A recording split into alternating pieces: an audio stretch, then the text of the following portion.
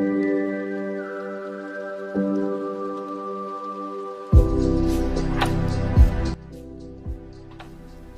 Friends, welcome to my channel Tanu's gardening.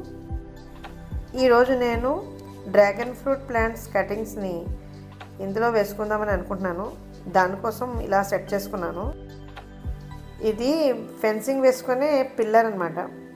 దీన్ని ఈ టబ్లో ఇలా సెట్ చేశాను. ఇది చాలా వెయిట్ ఉంటుందండి. ఇది పడిపోకుండా వెనకాల ఐరన్ స్టింగ్ తోటి పిల్లర్తో కట్టేసాం. అందుకోసం ఇది స్ట్రైట్గా నించుంది. మీ అందరికీ డౌట్ రావచ్చు ఇది పడిపోదా అనేసి. పడకుండా గట్టిగా వెనకాల ఉన్న గోడకి కట్టాము. అలాగే కింద టబ్ను కూడా స్టింగ్ తోటి గట్టిగా కట్టేసాం. ఈ కటింగ్స్ అన్నీ కూడా మా గార్డెన్లో ఉన్న డ్రాగన్ ఫ్రూట్ ప్లాంట్ యొక్క కటింగ్స్.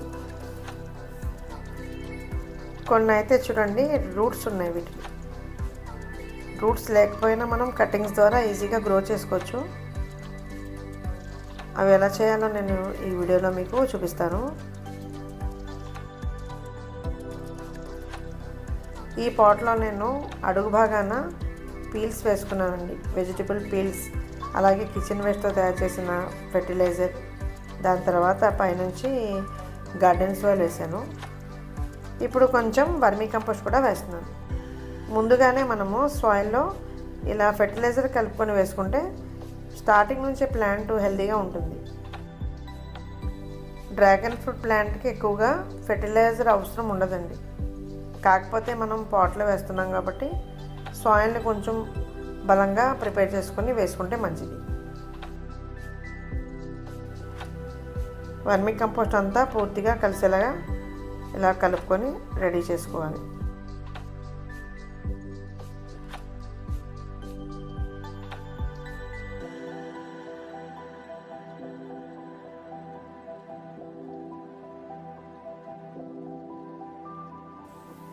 చూడండి, ఈ పౌడర్ పేరు సిక్సర్ అన్నమాట.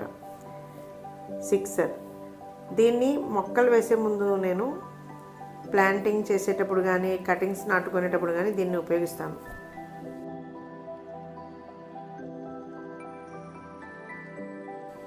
ఇప్పుడు మనం నాటుకోబోయే ముందు ఈ కటింగ్స్ని ఈ విధంగా క్రాస్గా పెన్సిల్ చెక్కినట్టు చెక్కాలి. లోపల ఒక స్టిక్ లాంటి పదార్థం కనిపిస్తుంది. పైన ఉన్నదాన్ని ఇలా తీసి మధ్యలో ఉన్న భాగాన్ని వదిలేయాలి. ఇది కింద భాగం అన్నమాట. దీన్ని ఇలాగా ఈ లిక్విడ్లో డిప్ చేసుకొని పక్కన పెట్టుకోవాలి. ఈ వేసుకోబోయే కటింగ్స్లో కూడా కొంచెం వంకరగా ఉన్నవి, కొంచెం మచ్చలుగా ఉన్నవి చూసుకొని కట్ చేసి పడేయాలి. మిగతా భాగాన్ని మనం నాటుకోవచ్చు. ఒక పీస్ని నాటుకుంటే మనకు బోలెడు మొక్కలు వస్తాయండి. వీటికి బ్రాంచెస్ వస్తుంటాయి. వాటిని కట్ చేసుకొని మనం కొత్త ప్లాంట్స్ని ప్రిపేర్ చేసుకోవచ్చు. వేసుకునే కటింగ్స్ని ఎప్పుడు కూడా కొంచెం బలంగా ఉన్నట్టుగా, హెల్తీగా ఉన్నట్టుగా చూసుకొని వేసుకుంటే ప్లాంట్ స్టార్టింగ్ నుంచి హెల్తీగా గ్రో అవుతుంది. ఈ కటింగ్ వేసుకునేటప్పుడు చాలా జాగ్రత్తగా మనం ఈ పీసెస్ని పట్టుకోవాలి. వీటికి ఉన్న ముళ్ళు చాలా షార్ప్గా ఉంటుంది. చాలాసార్లు గుచ్చుకుంటాయి కూడా. జాగ్రత్తగా మనము ఈ విధంగా కట్ చేసుకొని చేతి గ్లౌజెస్ వేసుకొని ప్లాంటింగ్ చేసుకోవడం మంచిది. చూడండి, ఈ విధంగా నేను 4 పీసెస్ని డిప్ చేసి ఉంచాను.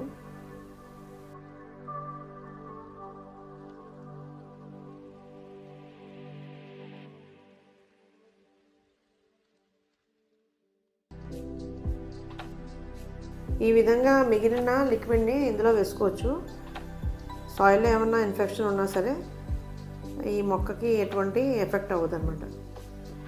ఏ మొక్కకైనా సరే సాయిల్లో ఈ లిక్విడ్ని ఇలా ప్రిపేర్ చేసుకుని వేసుకుంటే ప్లాంట్ హెల్తీగా గ్రో అవుతుంది. చూడండి, చాలా సింపుల్. ఈ విధంగా ఈ కటింగ్స్ని పెట్టుకొని మట్టితో గట్టిగా నొక్కుకొని ఉంచుకోవాలి. ఒక పాట్లో 4 పీసెస్ వేసుకోవచ్చు. 4 కటింగ్స్ని ఒకేసారి ఒక టబ్లో గ్రో చేసుకోవచ్చు.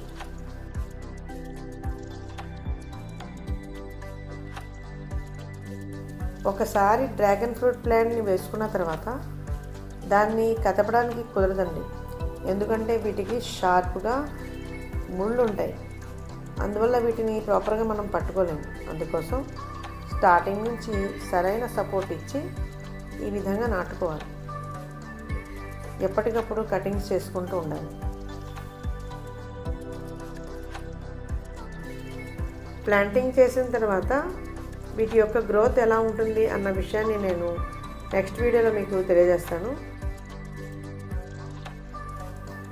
డ్రాగన్ ఫ్రూట్ ప్లాంట్స్కి ఎక్కువగా ఎండ అవసరం ఉంటుంది. అందుకోసం వీటికి డైరెక్ట్గా ఎండ తగిలే ప్లేస్లోనే ఉంచాలి.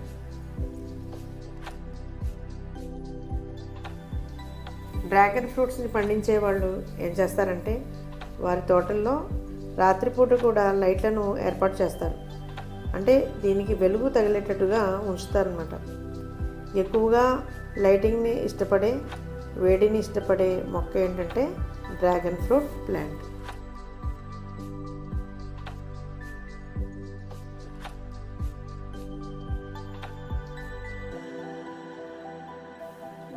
ఈ విధంగా 4 సైడ్స్ వచ్చేటట్టుగా కటింగ్స్ని నాటుకొని పైన కొంచెం గార్డెన్ సాయిల్ని కూడా జల్లుతున్నాను. అవి పడిపోకుండా కొంచెం గట్టిగా నొక్కి పెట్టుకోవాలి. ఎందుకంటే వాటరింగ్ చేసినప్పుడు సాయిల్ లూజ్ అవుతుంది కదా, అప్పుడు ఈ కటింగ్స్ పడిపోతాయి అన్నమాట. అలా పడకుండా ఉండాలంటే మట్టిని గట్టిగా నొక్కి పెట్టాలి. అదేవిధంగా వీటికి తాడుతో కూడా కట్టుకోవాలి. ఇప్పుడు నేను పిల్లర్కి గట్టిగా ఆంచి ఈ ప్లాంట్స్ని కట్టేస్తాను. ఈ విధంగా థ్రెడ్తో కట్టడం వల్ల ఏమవుతుందంటే వీటి రూట్స్ ఈ పిల్లర్కి పట్టుకొని పైకి వెళ్తాయి. అంటే ప్లాంట్ దీన్ని ఆంచుకొని పైకి ఎక్కుతుంది అనమాట. ఓకే ఫ్రెండ్స్, ఈ వీడియో కానీ మీకు నచ్చినట్లయితే లైక్ చేయండి, షేర్ చేయండి, వీలైతే కామెంట్ కూడా చేయండి. Thank you.